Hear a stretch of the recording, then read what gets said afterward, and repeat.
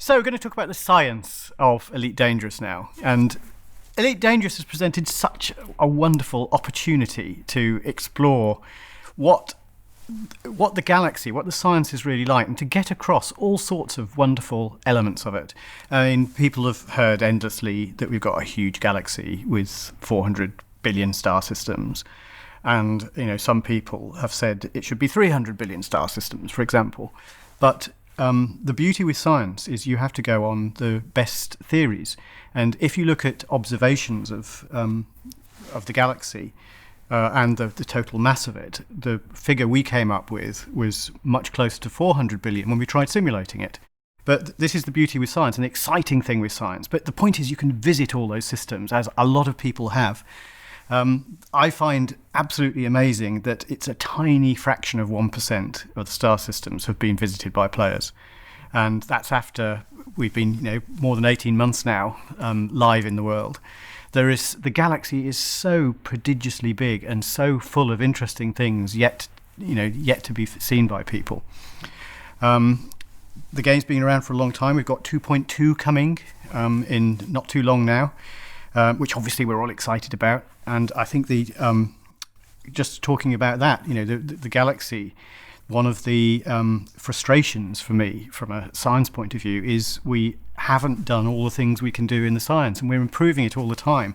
So for 2.2, we have white dwarfs, we have neutron stars, much better represented. We've done a lot of modelling of the magnetic fields, something called Synchrotron Radiation, which is accelerating jets out from the interaction between the magnetic pole and the rotational pole. So if I sort of animate it, you actually have something like a spinning top going around, and that causes particles to jet out.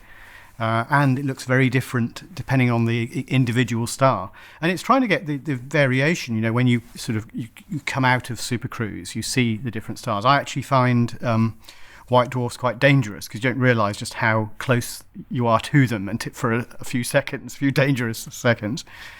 So those sort of things, they look different. They, of course, there's much more variation to them. There's the discovery effect of them. But with all of these things as well, it's how they affect gameplay, how they affect the sort of feeling of geography, the sense of where you are. And there are a lot of things as well coming, that I've talked about the galaxy and dust and the sort of the genuine science that we've been doing.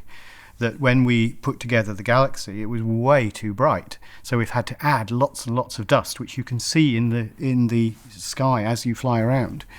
And that dust dims the galactic core and also dims the whole galaxy and gives a distant perspective, depending on where you are above and below the galactic plane.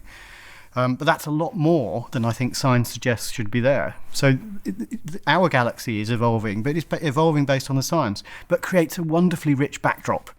People have asked me why bother with scientific accuracy, and I'm sure they have a point.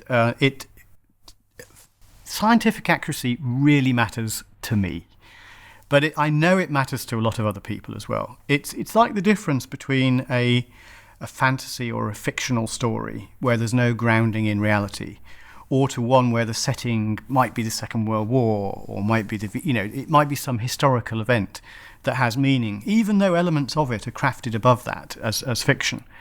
And I think so. For me personally, it makes a big difference, but I think it also doesn't hurt. Why not make it a realistic background? I think it gives lots of new vectors for gameplay as well, whether it's the heat mechanics in ships, where you get sort of new approaches that are based on real life and fact. But, even that aside, it's an interesting gameplay mechanic. I mean, what we've done with Elite Dangerous is the science is providing great ways of having the gameplay, of creating the variation, creating the geography, creating the differences. Looking at from planetary rings and the different styles there, the different things you can discover, to the wider things with the systems, how the sizes of the systems, what's there. I think that there's more and more to come, more and more detail. But to me, it matters because I love that side of things. I love almost the excuse to do it. But it's great because it does serve gameplay.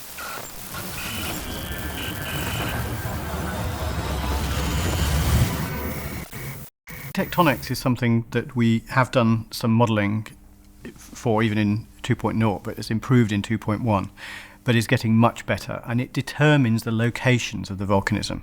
For those who don't know, as planets form, if you think of the planets starting off as covered in liquid, and then elements like eggshells form of hard sections of plates, those then float around on the lava. And Earth is still like that. Deep underground, there are these giant tectonic plates that all slowly move. And at the boundaries is where you get volcanoes and volcanism.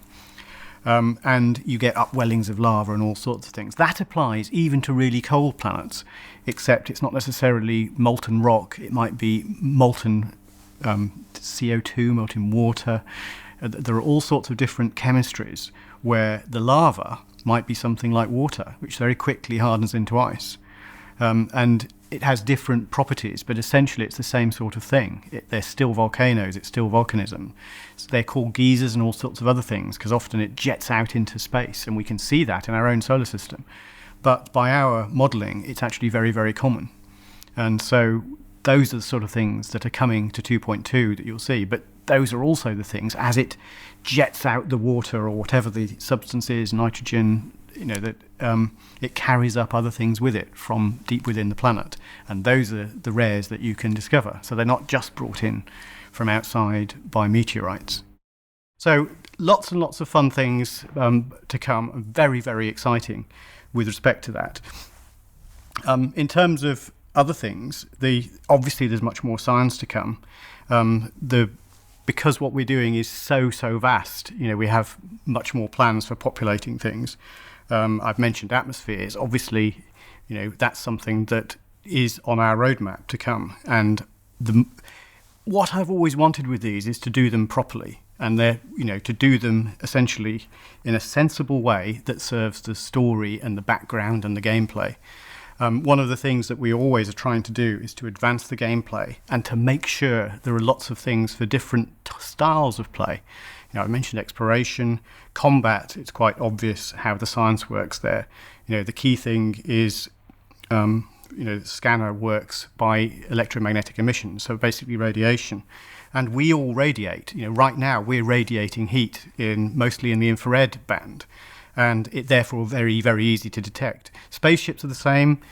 Even since World War II, it's been very, very normal. If you look at modern combat, for example, with image intensifiers, how easy it is to see a hot tank from a distance. So all sorts of things happen where on even tanks from the 70s, where they have what's often called infragreen, which is image intensification.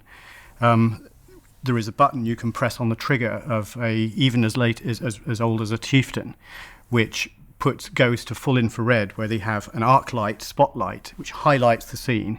It can be used to target, and then when they release the button, a steel shutter comes across it to hide the infrared radiation, because it can be used by the other guys to target.